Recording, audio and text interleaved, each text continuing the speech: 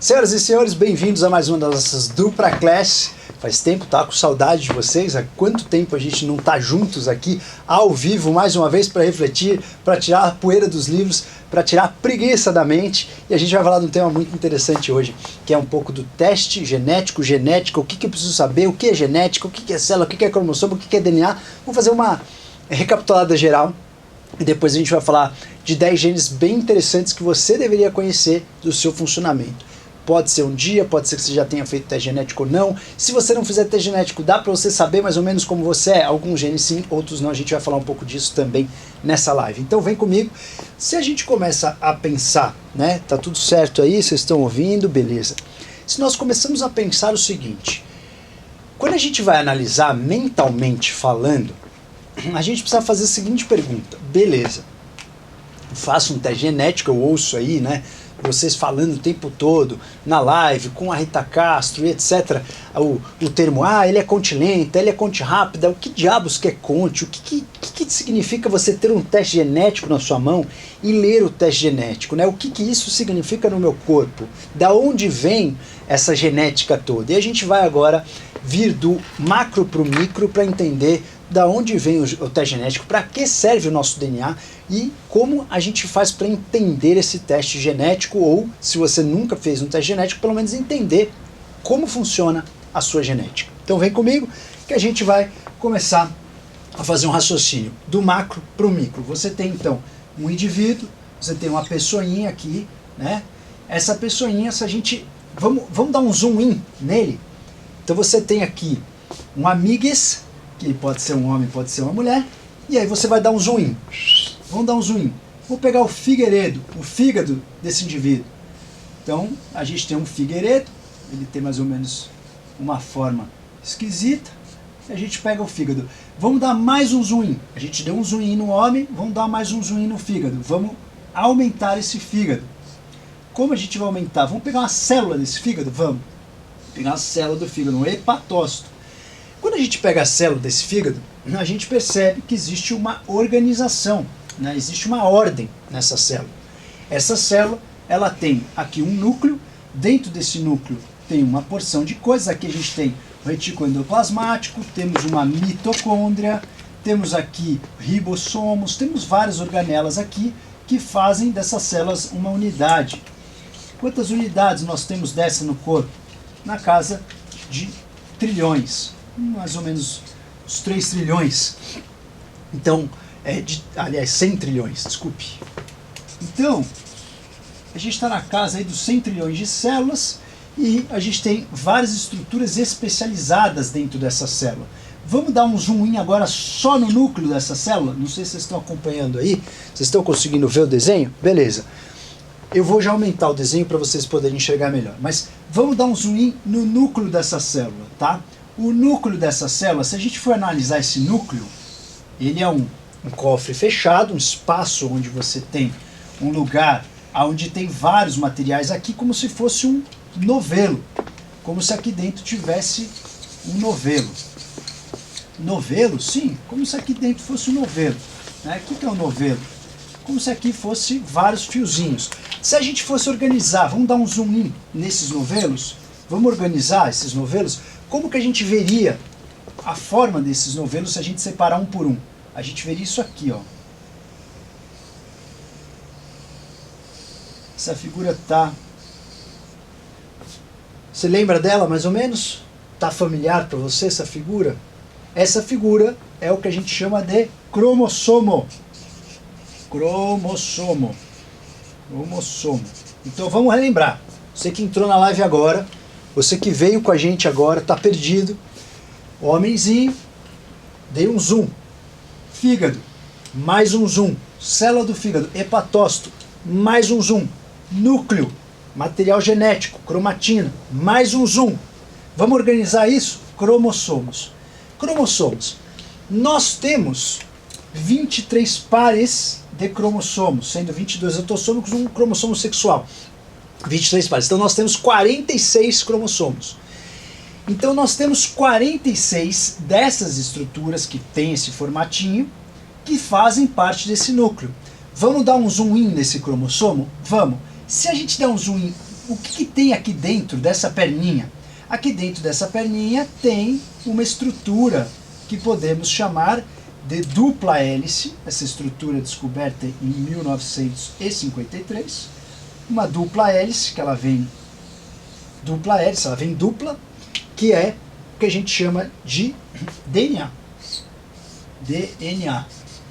Então, se a gente desfiar isso aqui, se eu puxar o novelo, ele vai começar a vir, né? Tem algumas travas, as estonas, etc. Se eu começar a puxar isso, vai vir uma linha, né, desse cromossomo, vai vir uma linha gigantesca. Essa linha é uma hélice dupla. O que é uma dupla hélice? Vamos dar um zoom nisso aqui. Isso aqui é um DNA, é uma série de nucleotídeos. O que é uma série? Vou sempre apertando o SAP para vocês, tá? O que é uma série de nucleotídeos? Se você pegar uma proteína, ela é feita de aminoácidos. Os aminoácidos são os tijolos para formar uma proteína. Se você pega um carboidrato complexo, a glicose é um dos tijolos para formar o carboidrato complexo. Então, se você pega o DNA, quem são os tijolos para formar o DNA? São os nucleotídeos. Nucleotídeos. Os nucleotídeos, eles são compostos de basicamente 3 coisas. Eles têm um fosfato, eles têm uma pentose, né? A gente vai lembrar já o que é uma pentose. É uma estrutura de 5 carbonos, e a gente tem aqui também uma base nitrogenada. Base nitrogenada. Tá? A base nitrogenada, a gente tem 4 tipos de base nitrogenada no DNA, né? Não estamos falando de RNA. 4 tipos de base nitrogenada: adenina, timina, citosina e guanina.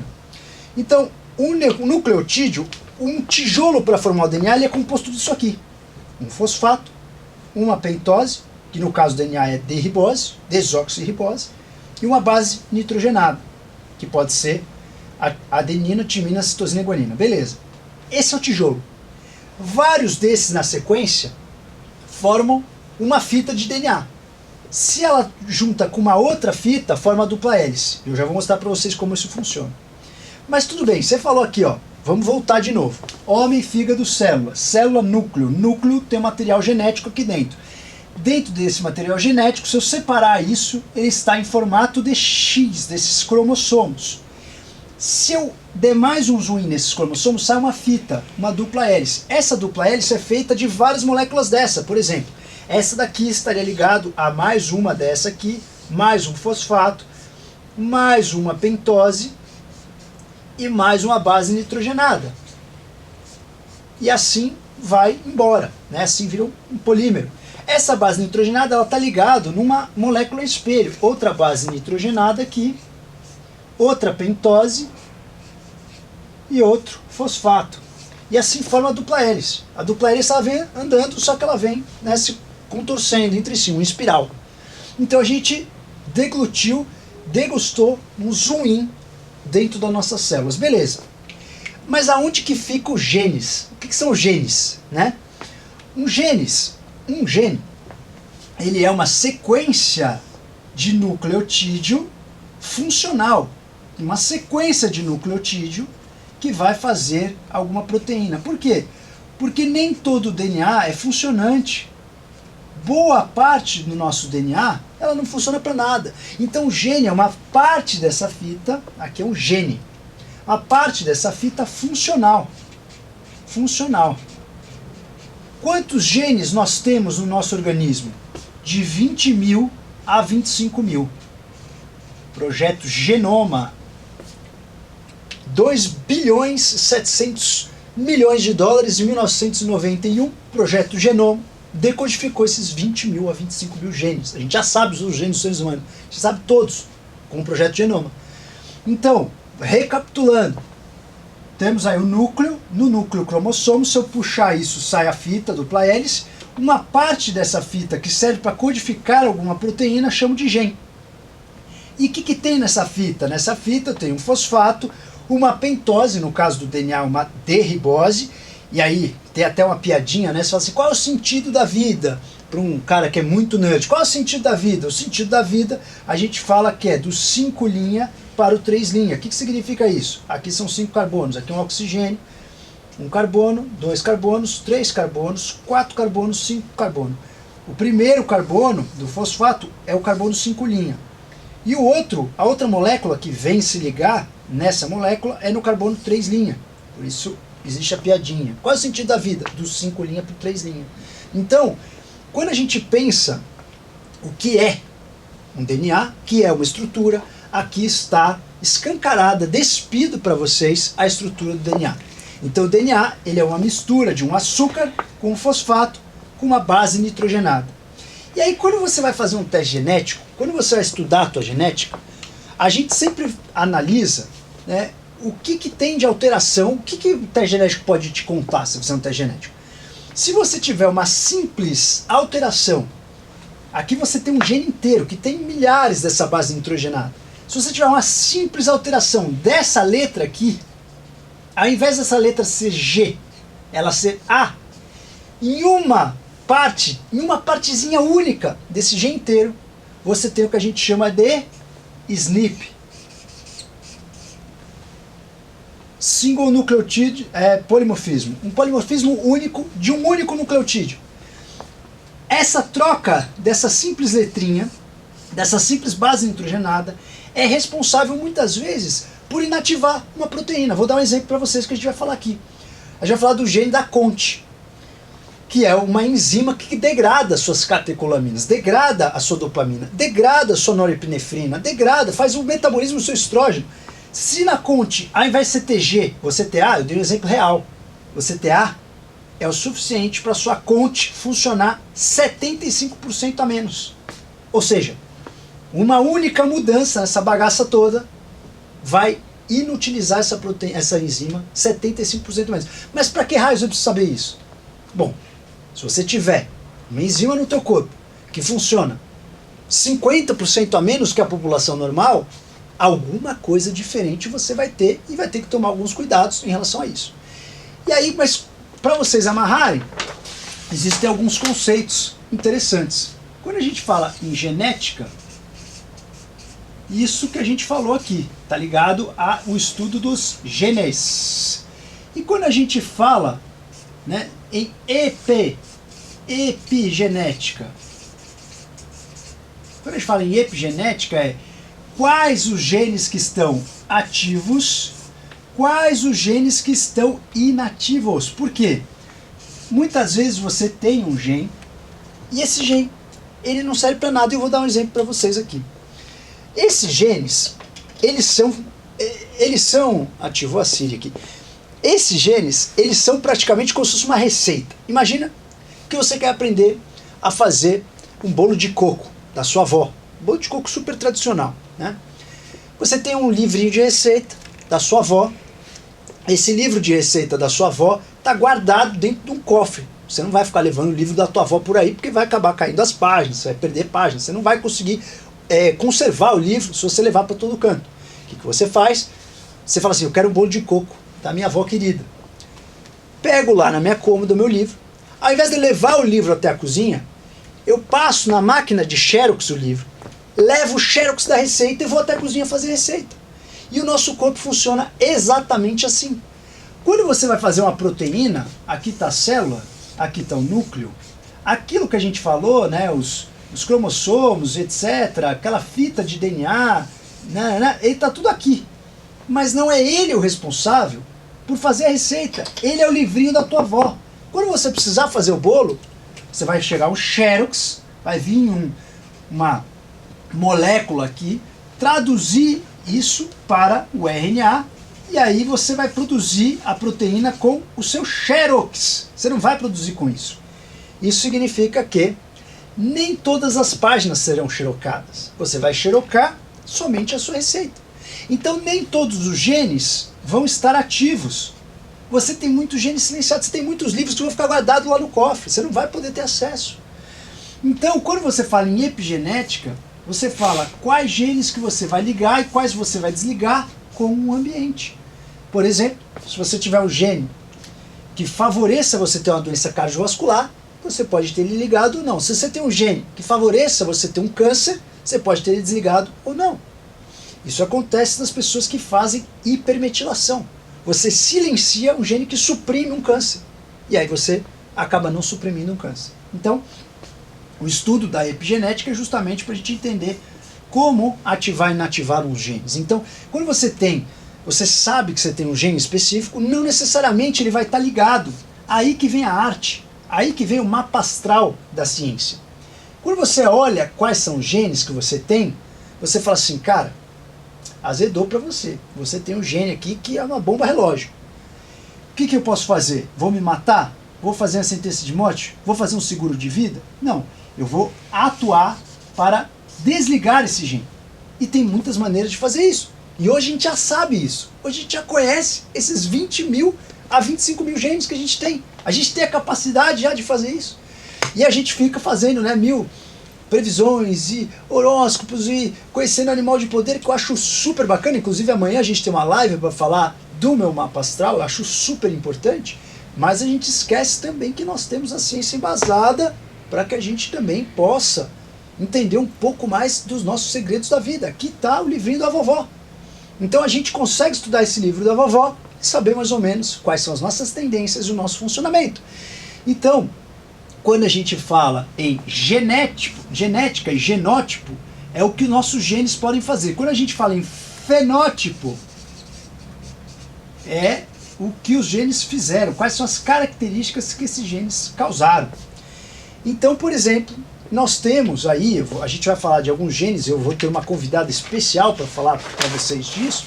Nós temos várias opções de gene. Um dos genes que depois eu vou comentar com vocês, que é o genes da apolipoproteína E, a gente tem aí 3 tipos desses genes, que a gente chama de alelos. O que são alelos? São genes que são os mesmos genes, só que eles são variantes desses genes. Ou seja, você pode ter o bolo de coco com o coco ralado, você pode ter o bolo de coco com o coco em pó, você pode ter o bolo de coco com coco queimado. Todos são bolo de coco. Todos são o gene ApoE. Só que você pode ter o ApoE2, o ApoE3 e o ApoE4. Lembrando que nós temos parte dos genes que vem da mãe, parte dos genes que vem do pai.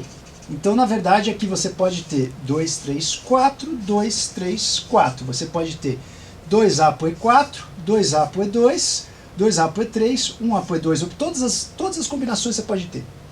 Então, você entendendo isso, você parte do princípio que quando você estuda isso, por exemplo, vou dar um exemplo para vocês, se a pessoa é ApoE4 da mãe e do pai, ela tem 12 vezes mais chance de ter doença do Alzheimer. Comprovadamente.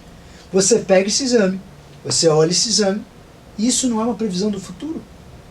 É praticamente uma previsão do futuro. Você sabe, você vira para aquela pessoa, se eu for numa cartomante que falar do que eu vou morrer, a mulher é boa. Se ela acertar, ela é boa mesmo. Então, se você faz o seu teste genético, você tem 2 ApoE4, você vai morrer disso? Não necessariamente, mas você sabe que tem uma grande chance dessa doença te pegar. Então você vai ter que agir com muitas ferramentas para que você desligue esse gene. E é justamente essa é a grande sacada desse teste genético hoje, né? Há alguns anos atrás, em 2001, quando a gente já tinha o projeto Genoma aí, em 2001, quanto custava um teste genético? 100 milhões de dólares. Não é 100 mil, não. 100 milhões de dólares para você saber quais eram os seus genes. 100 milhões de dólares. Hoje, para você saber quanto vale os seus genes, para você saber quais são os seus genes, você vai gastar não muito mais do que 700 dólares. Então, agradeçam a ciência e agradeçam também a modernidade. Vou convidar para estar aqui com a gente hoje. Vamos bater um papo sobre alguns genes mais importantes, um papo rápido para que vocês amarrem algumas informações. Não é um papo para que vocês sejam expert nisso, mas é um papo para que vocês criem consciência disso. E é muito interessante que o teste genético pode ser lido por profissionais e o teste genético também pode ser absorvido pela sua própria percepção. Então, quanto mais você souber do seu teste genético, quanto mais você degustar dessas novas descobertas da genética em um teste genético que você fizer, mais você vai conseguir ter dados também para você agir na sua vida. Então não basta só o profissional te falar tudo, você tem que se munir de informações. Então convido a doutora Renata Fialdini para estar aqui com a gente, vulgo, ela foi o que me passou o ApoE3, eu sou ApoE4 e ApoE3. Meu pai provavelmente me passou o ApoE4 e ela me passou o ApoE3. Então, agradeço a ela por ter me passado um genes neutro no Alzheimer, né? Não foi ela que me fez essa tendência. Em primeiro lugar, eu queria agradecer o convite seu e já falar uma coisa para você, que além desse ApoE3 que eu te passei de bom, eu acho que eu passei outros genes para você também. Eu acho que ninguém tem dúvida disso, né? Os bons você não fala, né? Ela passou os genes da ansiedade. Você lembra tudo. Vamos lá. Então, senhores, eu queria falar vamos pegar 10 genes, a gente pode pegar até de uma forma um pouco aleatória, mas eu queria pegar 10 genes mais importantes para que vocês saibam. Aí, só para recapitular, antes de te dar a palavra, não são todos os testes genéticos que pegam todos os genes, né? A maioria dos testes do Brasil pegam determinados genes focados no que você quer. Então, quando você vai fazer um teste genético no médico, você tem que falar assim, eu quero um teste genético para câncer de mama, eu quero um teste genético para alimentação, eu quero um teste genético para a mente, eu quero um teste genético para saber qual remédio eu vou usar para minha cabeça. Então, tem vários testes genéticos. Tem teste genético que abrange tudo, mas aqui no Brasil a gente ainda não tem um que seja abrangente total. A maioria pega determinados genes que são conhecidos. Então, você tem que saber o que você quer conhecer. A gente vai falar de 10 genes mais importantes aqui. Então, eu queria saber, doutora Renata Fialdini, quais são os genes mais importantes, na sua opinião, quando você vai estudar o metabolismo de um paciente? Bom, eu já há algum tempo, de uns anos para cá, que eu associo na minha prática a solicitação de exames genéticos, e como você mesmo falou, Rodrigo, a gente tem diferentes painéis, né? Os genes, uma vez que você faz e você conhece um determinado gene, uma determinada variante daquele gene, aquilo lá não muda, aquilo lá é seu. O que nós trabalhamos na epigenética diríamos assim, o quanto esse gene pode ser mais ou menos expressado. O seu né? som tá baixo. Como você falou, Rodrigo, a gente consegue tratar um paciente sem precisar usar o teste genético, mas a partir do momento que você conhece o quanto uma informação de determinados genes que a gente pode alterar através de estratégias, o quanto isso pode abreviar, o quanto isso pode melhorar a assertividade de tratamento, realmente fez muita diferença no meu acompanhamento de pacientes, principalmente naqueles pacientes que me procuram para emagrecer. Você conhece muito mais a pessoa, muito mais rápido, e coisas muitas vezes que nenhuma queixa te falaria sobre aquele aspecto. Sim, né? Porque se você considerar que, aqui eu não vou falar de obesidade mórbida, que não é o meu perfil de paciente. Meu perfil de paciente são pessoas que querem emagrecer, que têm sobrepeso, que já passaram por diversas situações e não conseguem entender. É muito comum eu ouvir que o meu metabolismo deve ter alguma coisa de errado. Pode ser mesmo que tenha, e isso a gente consegue avaliar, não é por um exame de sangue, né? Eu estou eliminando determinadas doenças, né? Nós não estamos falando aqui de patologias, eu estou falando de uma dificuldade de perda de peso. Então, se a gente conseguir entender como determinados genes funcionam e quais são as estratégias que a gente tem que fazer para poder combater, a gente vai ter um resultado muito melhor. E assim, quando eu falo eu trouxe aqui mais para a gente conversar um pouco sobre obesidade, que eu acho assim, de todos esses genes que você falou, que já são absolutamente comprovados na literatura, são mais de 100 genes só 100 genes que tem comprovação com a relação já com a obesidade. E de todos esses genes, o primeiro gene, que é um gene que sinceramente quando eu pego o exame de um paciente, que veio para fazer um tratamento de emagrecimento, é o primeiro gene que eu bato o olho, que é um gene que ele foi o primeiro a ser relacionado com obesidade e é o gene que a gente mais conhece, que tem mais amplo conhecimento, que é um gene que tem um nome complicado, alfa-acetoglutarato dependente de desidrogenase, mas a gente conhece como FTO, que significa Fat Mass and Obesity Associated. Então, o nome desse gene, eu gosto muito, quando eu vou estudar um gene, conhecer, eu gosto muito de saber o nome dele, porque eu acho que facilita a gente entender onde é que ele entra no mecanismo, né? Então, o nome já diz, ele é um gene que está relacionado com a massa corpórea, com o índice de massa corpórea, com a obesidade. Então, assim, esse gene, ele na verdade, ele é considerado um gene que ele é chamado de chave mestra, porque ele tem relação com muitos outros genes da obesidade. Ele faz exatamente isso que você falou, Rodrigo. Ele está implicado no turn-on e turn-off de muitos outros genes de obesidade. E ele tem, diríamos assim... Mas na prática, o que muda você conhecer assim? Porque assim, ó, obesidade, você pega a pessoa, você vê que ela está sobrepeso, vê que ela é obesa. O que muda você conhecer o FTO? Muda muito, muito mesmo. Por quê? Que é um gene relacionado com apetite, controle de fome, tudo bem, o próprio nome está falando. Mas ele tem, as pessoas que têm pelo menos um alelo de risco. Quando eu falo assim, alelo de risco, é aquilo que o Rodrigo explicou. Só vou recapitular isso um pouquinho. A gente recebe um gene que vem do pai e um da mãe, tá? Esses dois podem coincidir de serem dois iguais, entendeu? Dois genes, dois alelos iguais. Ou pode ser dois iguais para o bem ou dois iguais para o mal, que a gente diz, para o mal que predispõe a determinadas doenças. E aí, apretando a SAP, ou ao contrário da SAP, né, você pode ser homozigoto ou heterozigoto? Sim, ele pode ser homozigoto para o bem. Sim. Ele pode ter dois bons. Você citou o exemplo do ApoE.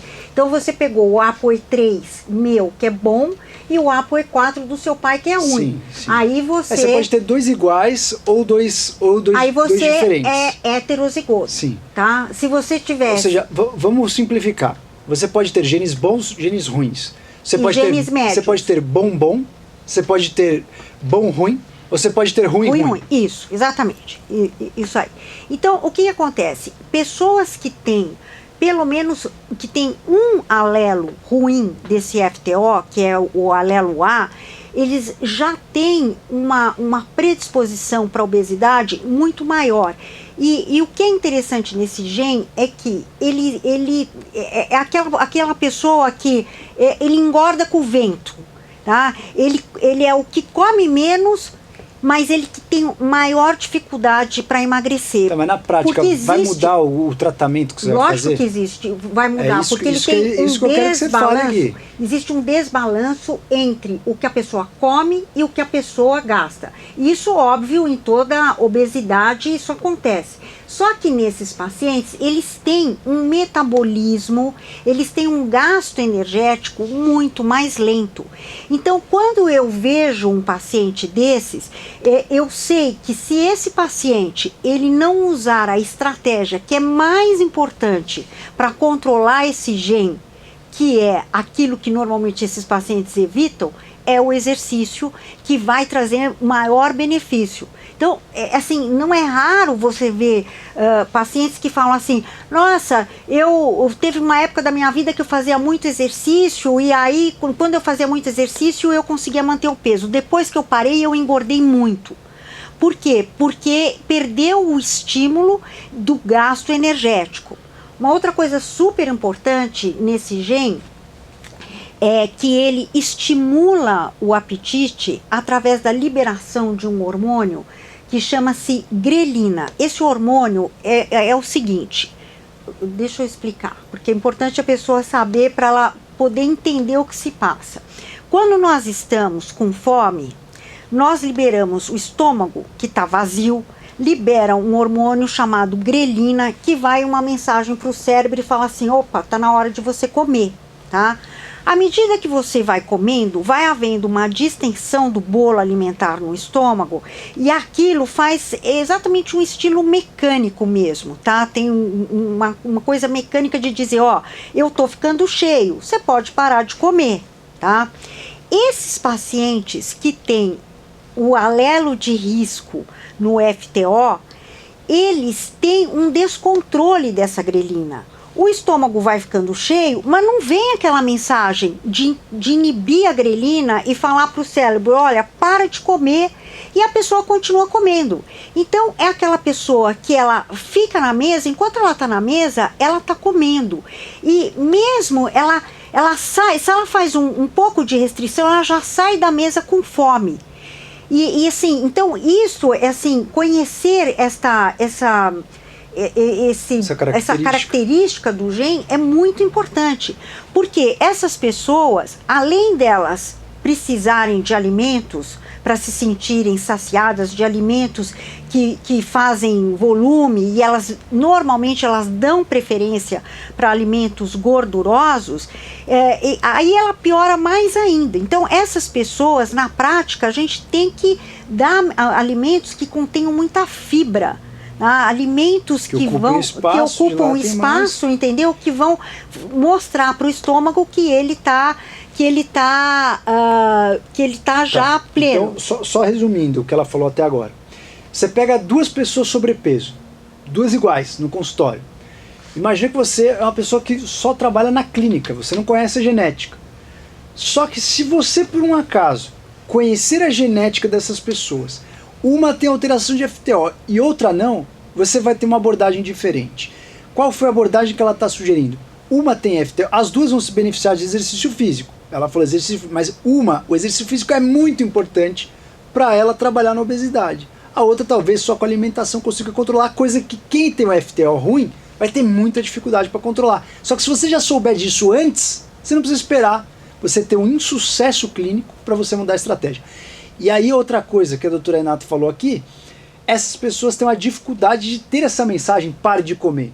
Se você já sabe antes que a pessoa tem essa dificuldade, você trabalha com estratégias para lidar com isso. Então você fala, cara, come mais devagar, fica mais tempo na mesa, mastiga mais, vai deixando. Aí não sei, né? Tô inventando. Né? Então, mas uma coisa interessante, que é assim, importante a gente saber, que os genes, eles, assim, eles podem variar a ação deles dependendo da etnia, dependendo da idade do paciente. Por exemplo, não precisa ficar desesperado porque tem uma alteração de um gene, de um alelo de risco nesse gene.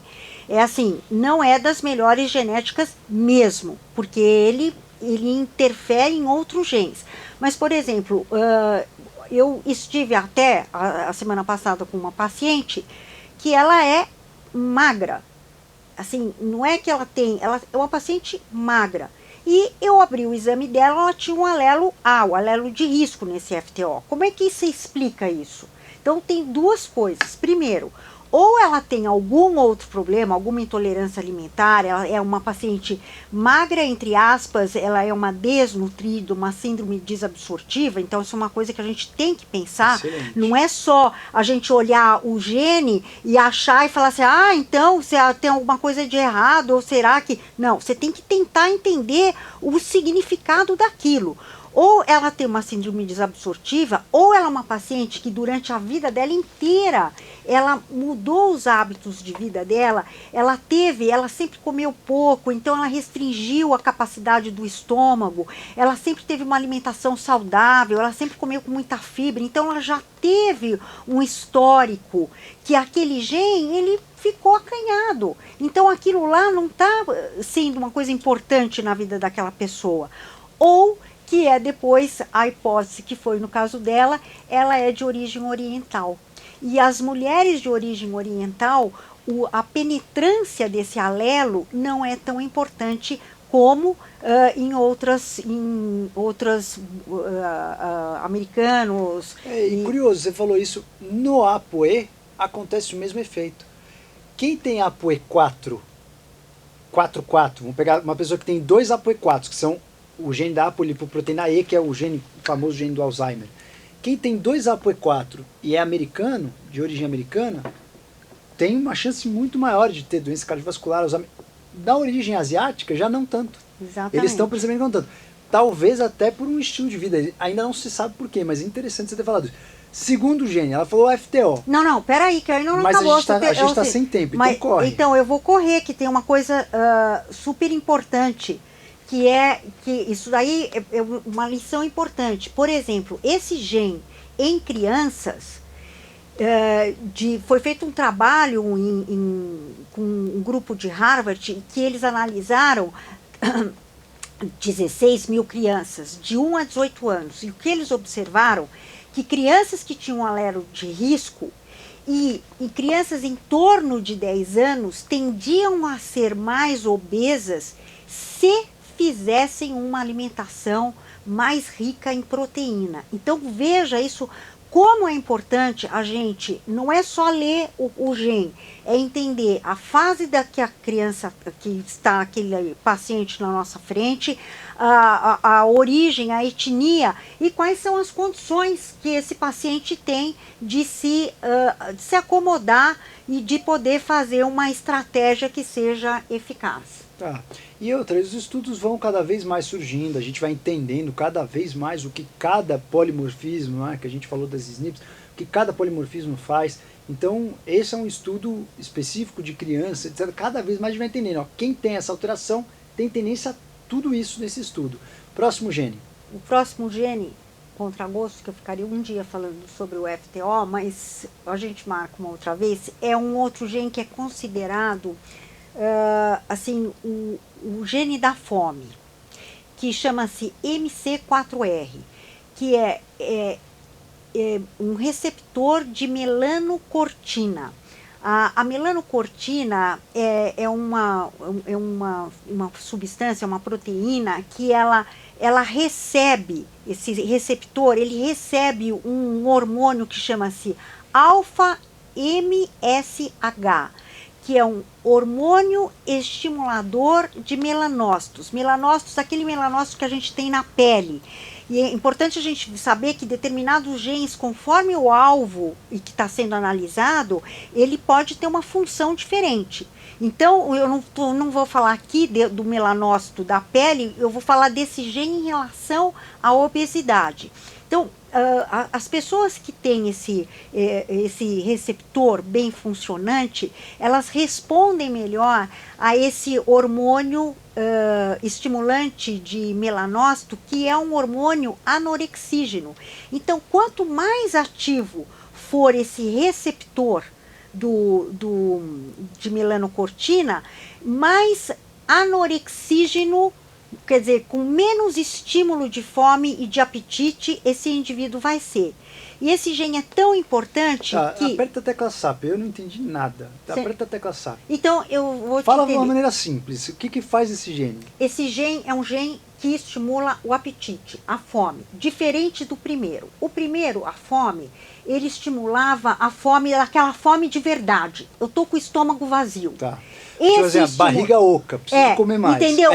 O meu estômago tá vazio. É uma fome de verdade, real. Tá. Esse é uma fome... Isso que ela tá falando é o FTO. É o FTO. Esse é uma fome de cabeça. A pessoa, ela tem fome, ela tem uma hiperfagia, quer dizer, ela tem um aumento do apetite, ela tem uma necessidade de comer, de compensação, que uma coisa que é importante, esse gene está ligado com outro gene, que chama-se PONC, que é pró-ópio melanocortina.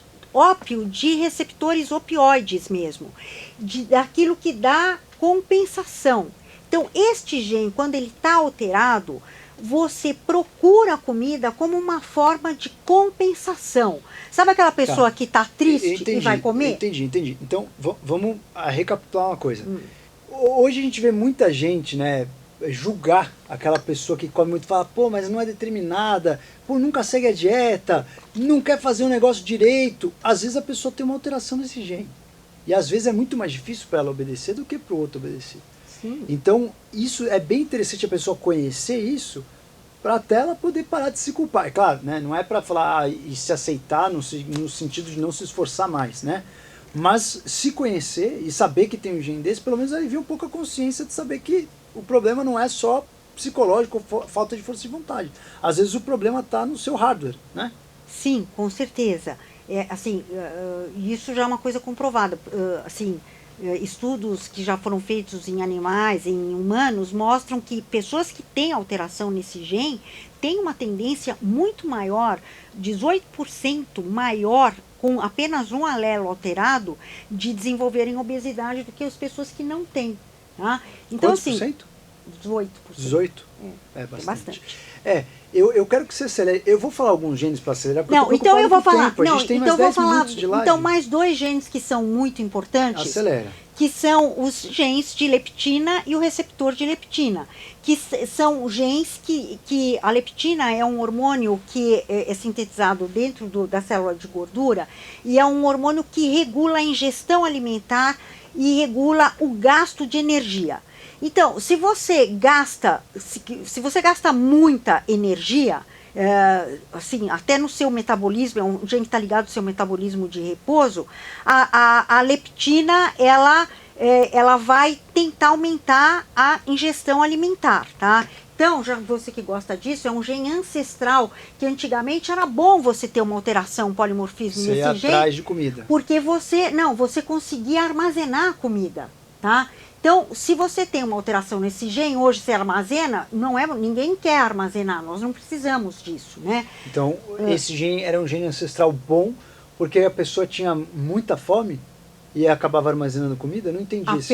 Esse gene, o receptor, quando você tinha uma alteração no receptor desse gene e era um receptor que não funcionava bem, a pessoa acabava armazenando mais gordura. Comia mais do que precisava queimar, armazenava e ela podia ficar até mais comer tempo igual, mas ela não queimava. Ah, entendi. Entendeu? Entendi. Ela tinha um gasto energético menor, ela conseguia armazenar mais gordura. Perfeito. E que é o que muitas vezes as pessoas falam, o meu metabolismo é lento. Pode ser que você tenha um polimorfismo então, nesse gene. Essa pessoa fica em jejum intermitente 24, 30 horas e não liga.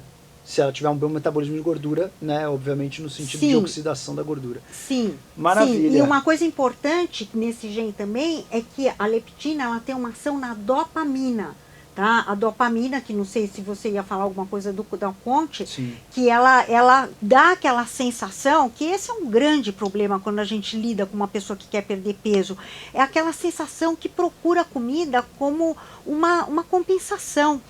Então, isso é muito doído para esses pacientes. Então, a gente conhecendo esses genes, a gente consegue trabalhar, interagir, chegar numa alteração de comportamento onde a gente vai ter uma resposta melhor. Você quase conhece a alma da pessoa ali. E são coisas, né? Uma coisa que eu acho interessante do teste genético é que tem genes, eu já vou soprar um dos meus antes que acabe a live, ela não me deixou falar nenhum dos que eu gosto, mas tudo bem. Tem genes. Você achou que você ia ganhar de mim para falar, tem né? Genes, eu já sabia. Se deixar, ela fica aqui o dia inteiro falando desse FTO. Tem genes. Isso é uma das coisas mais interessantes. Eu estava pensando outro dia, inclusive num gene que eu adoro, você sabe que eu gosto desse gene, e a gente sempre fica debatendo que tem muitos testes que não dão esse gene, eu sempre fico insistindo nele, que é o CNR1. O CNR1, que é um gene do sistema canabinoide, é o sistema que vê o receptor do seu sistema endocannabinoide, o CB1. O que muda você saber isso? Primeiro, o gene da Conte, por exemplo, que é o gene da dopamina, você olha para uma pessoa, você sabe se ela é muito pouco dopaminérgica, continenta, contináptica, você consegue meio que tentar acertar, né? Sim. Tipo, assim, o gene, clinicamente você consegue ter uma conclusão. Aliás, clinicamente você consegue imaginar o vários. FTO também. Vários. Sim. Você consegue. Agora, esse CNR1 você não consegue. Como é que você vai saber se o sistema endocannabinoide da pessoa é bom ou ruim? Numa entrevista. Então, assim, o que muda saber isso? Primeiro, a pessoa tem uma tendência de lidar com estresse pior. Ela precisa de mais fase de relaxamento. Você pega uma alteração de CNR1 e fala assim, cara, não adianta você trabalhar sempre estressado. Você tem que tirar pelo menos 2 dias na sua semana para você relaxar. Ou a cada 3 meses você tem que tirar uma mini férias. Porque não tem uma das funções do sistema canabinoide você lidar com o estresse. E outra coisa interessante é o uso do CBD. Você fala assim, cara, essa pessoa tem alteração nesse gene, nesse receptor, o CBD vai ser uma boa opção para ela. Então, assim, tem genes que te entregam coisas que nenhuma entrevista clínica vai te entregar. Com certeza, com certeza. Você imaginar, às vezes, a dose que você tem usado de uma certa substância ou um suplemento, de acordo com a resposta que determinados genes têm, não adianta você dar uma dose de suplemento igual, ou uma dose que é comum. Você tem que aumentar essa dose. Tem para outros pacientes que eles têm uma metabolização de determinadas drogas e suplementos muito rápido. Então, você tem que usar uma dose menor. Então, você ter esses conhecimentos é você fazer realmente uma medicina com um entendimento, uma coisa personificada e muito mais integrada e uma coisa mais assertiva. Você vai falar mais um aí ou eu vou falar mais? Não, você pode Só uma falar. passão, Não, pode falar. Eu ia falar, Tá. por exemplo, do clock. Clock fala que esse é um merece. gene.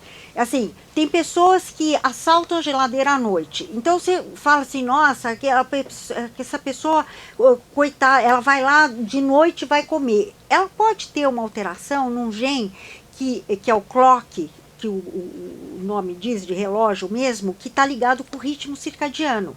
Essas pessoas têm uma interação com o FTO e com a grelina que faz com que a grelina seja mais liberada durante a noite. E é por isso que à noite eles sentem mais fome. Assim, eu já estou imaginando várias pessoas que estão se identificando com isso e se justificando. Mas tem maneiras de você lidar com isso, de você melhorar isso. E uma delas é você começar a trabalhar no seu ritmo circadiano. Então, você trabalhar na sua higiene do sono, você trabalhar durante o dia na sua melatonina também, à noite. Então, não é só você focar na alimentação, no exercício, que sem dúvida são fundamentais, mas tem outros ingredientes que podem ajudar numa dificuldade de perda de peso. A galera que fez nosso curso Artesão Avatar, eu falo do clock lá, falo de algumas alterações do clock.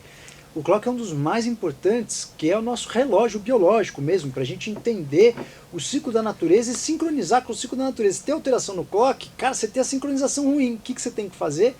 Pô, cara, vai sincronizar com a natureza de tempo em tempo. Vai fazer vai num camping. Você tem que acordar às 7 da manhã na barraca quente que você não consegue dormir mais. Você ajusta o seu clock. Então você tem esse gene ruim, você não pode ficar na TV à noite. Você vai piorar. Qual o próximo? Não. Posso falar um? Pode, fala senão você vai... Não, eu vou falar o da Conte. Conte a gente falou desde o começo. Tem que falar. Por que eu vou falar o da Conte? Porque toda vez a gente está em live e fala, o fulano é Conte lento, fulano é Conte rápido. Quem não sabe, pesca agora. Conte é um gene que a gente viu que é responsável por uma enzima, que essa enzima degrada a dopamina, norepinefrina, adrenalina e é também responsável por metabolizar alguns componentes de algumas plantas, metabolizar o estrógeno. Então, por exemplo, quem é Conte lenta degrada lentamente a norepinefrina e a dopamina. Esse cara vai ter muita dopamina e muita norepinefrina circulante. Mas isso é bom. Não tanto. Porque o pouco que cai, essa pessoa já sente a diferença. E se esse cara Conte lenta, e aí, inclusive eu estava discutindo isso hoje num Dupracast que a gente gravou com o Thiago Volpe, porque ele falou, eu tomo cafeína 2 doses, de manhã e à tarde. Eu falei, tudo bem, mas você não sente alteração no sono? Ele falou, não, eu tenho uma metabolização rápida de cafeína. Eu também tenho uma metabolização rápida. As minhas CIPs são maravilhosas. Você puxou de mim. Não tenho problema nenhum da CIP. Provavelmente eu puxei de você, mas você também vai mal com cafeína. Ela não acredita em mim, mas ela vai mal com a cafeína. Não, eu já tirei. Aí, não adianta eu metabolizar rápido a cafeína e ter a Conte lenta, porque apesar de eu metabolizar rápido, o pouco que ela estimulou minha dopamina fica circulante. Então, eu já fiz os testes, né, com monitorização do meu sono por meses. Toda vez eu tomo cafeína de manhã, altera o meu sono REM no final da noite. Posso tomar cafeína às 7 da manhã. Por eu ser a minha Conte, ela é ruim dos dois lados. Ela é ruim não. Ruim não. Eu tenho que agradecer minha Conte. A minha Conte, a melhor coisa que você tem é a isso Conte. É verdade. A Conte lenta faz com que a sua cognição fique exacerbada, porque você fica com muita dopamina, muita adrenalina, então você está o tempo inteiro pensando 1000 coisas boas, ou ruins, né? Depende do seu mindset, mas a Conte lenta faz uma cognição privilegiada, em alguns aspectos, né? Você também tem mais tendência à ansiedade, esquizofrenia, etc. Mas a Conte lenta faz com que você fique mais pensativo. Eu tenho a Conte lenta dos dois lados, a minha Conte é AA, azão. Então, isso significa que, para mim, a cafeína não é tão interessante. É interessante fazer períodos sem e períodos de relaxamento. Se você sabe a Conte da pessoa, você consegue já inferir algumas coisas. A Conte, né, a gente está aqui simplificando, mas tem um trilhão de coisas que você pode saber. Inclusive a questão do desodorante sem alumínio. Se a Conte participa do metabolismo do estrógeno, tudo que for disruptor endócrino é pior para a Conte. Quer ver uma coisa muito louca para a Conte, que se você fizer piora muito?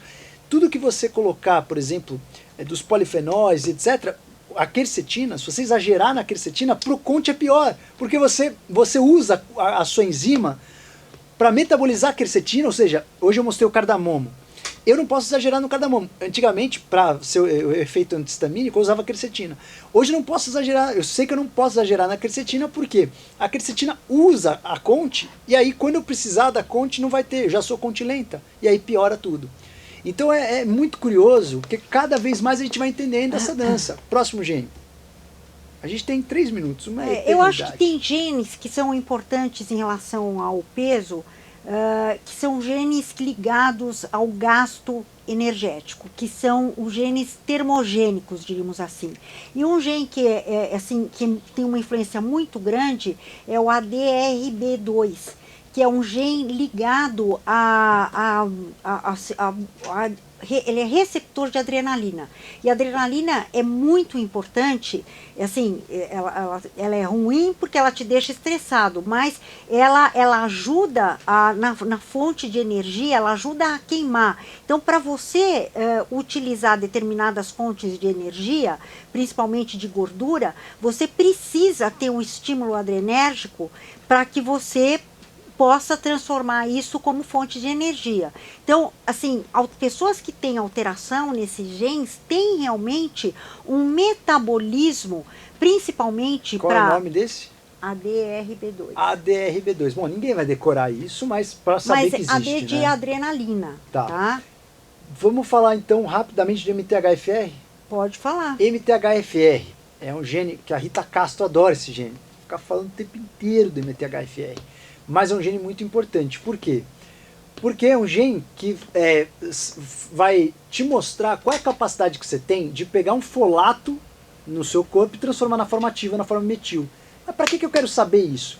Porque se você tiver a forma metil, do metilfolato, você consegue formar uma molécula muito importante, que a gente sempre fala dela, que é a S-adenosilmetionina, vulgo SAMe. Quem é avatar do Avatar Life sabe que a gente já falou várias vezes do SAMe. Já fizemos resenha do SAMe. Se você consegue ter a forma ativa do metilfolato, ou a forma metilfolato, você consegue formar o SAMe. E para que serve esse SAMe? Para ligar e desligar várias moléculas, inclusive genes. Então, se você não tem SAMe, você não consegue ligar e desligar genes, não consegue ligar e desligar a molécula. Então o que você tem que fazer? Cara, dá mais suporte, você tem que dar metilfolato para esse paciente, você tem que dar metilcobalamina, B12, você tem que olhar a homocisteína dele, que vai ter tendência a homocisteína alta. Eu, por exemplo, tenho o meu MTHFR com mais ou menos entre 25% e 30% a menos. Porque a gente vem do Mediterrâneo, tem uma heterozigose no MTHFR. Aliás, você também tem heterozigose, né? Sim. E uma coisa importante, por exemplo, pacientes que têm uma talassemia, por exemplo, e que precisam de uma reposição de ácido fólico, uma talassemia discreta, né? Se você conhece se existe um polimorfismo nesse gene, que é esse MTHFR, se esse paciente tem um polimorfismo, você tem que usar uma forma de ácido fólico, que é o ácido folínico, ou 5-metilfolato, para que ele seja melhor absorvido, porque ele não vai conseguir degradar o ácido fólico. E se ele tiver alterações nos receptores, usar doses maiores. Então, são informações que vão mudar, sim, a sua conduta. A conduta médica. Mudar a suplementação. Então, se você tem... a gente falou de alguns aqui, a gente vai ter que encerrar, que estamos com 1 hora de live. A gente falou aqui de alguns, né? Falamos, então, só para amarrar as informações aqui. Falamos do gene da Conte, que degrada as catecolaminas. Falamos do CNR1, que é responsável pelo seu sistema endocannabinoide. Falamos aí do FTO, que é da obesidade. Falamos MC4R. MC4R. Falamos do qual é o outro que Leptina. você... Não, da outra PONC. sigla. A sigla lá que você falou, AD não sei o que lá. Bom, enfim, falamos... ADRB2. ADRB2. Falamos aqui do MTHFR. Ou seja, isso, você não precisa decorar nada desses nomes. Nada, nada.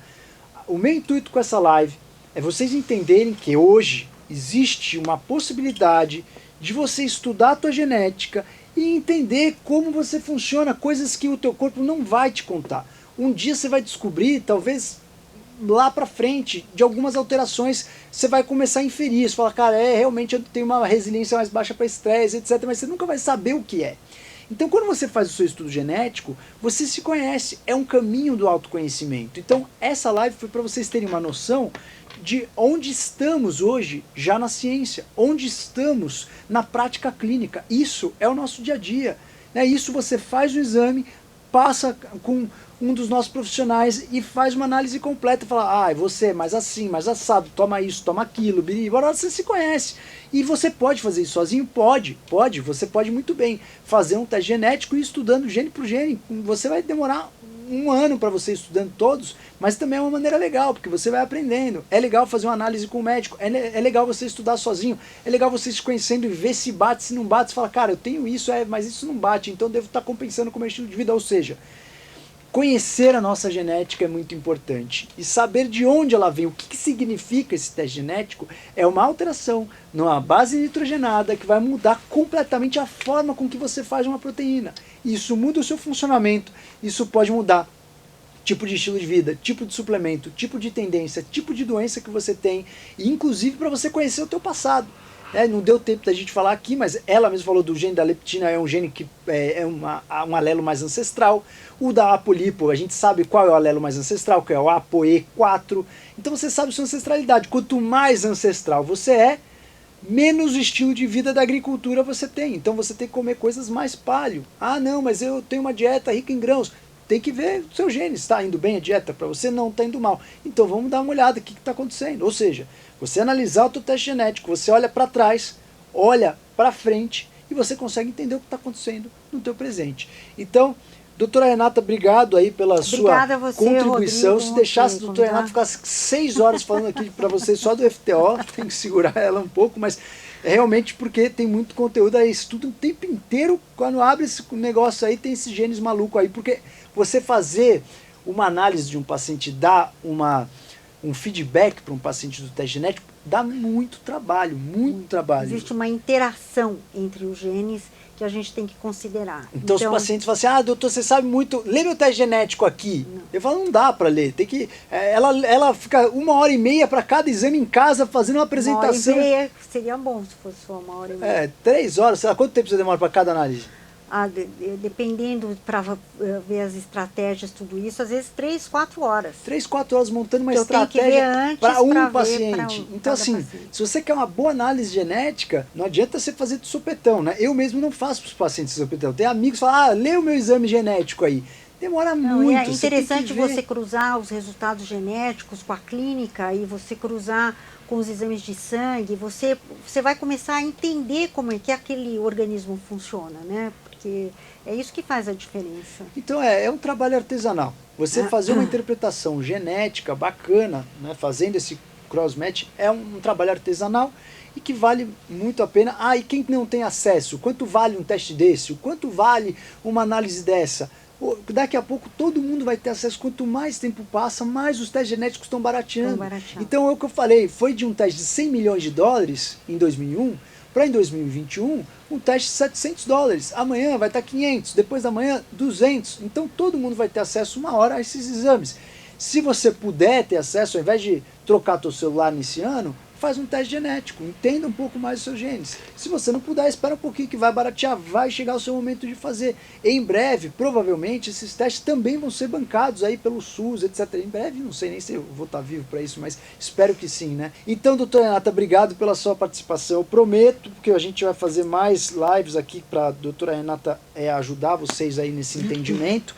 E tem muita coisa para falar nesse ramo genético. Quer aprofundar? Vai aí no nosso curso do Artesão Avatar, a gente vai fazer mais lives para vocês também falando desse tema. E se vocês precisarem aí de uma orientação em relação à genética, podem contar também com a doutora Renata. Obrigado mais uma vez. Você. Vamos embora. Buenas noites, senhores. Boa noite. Até a próxima terça.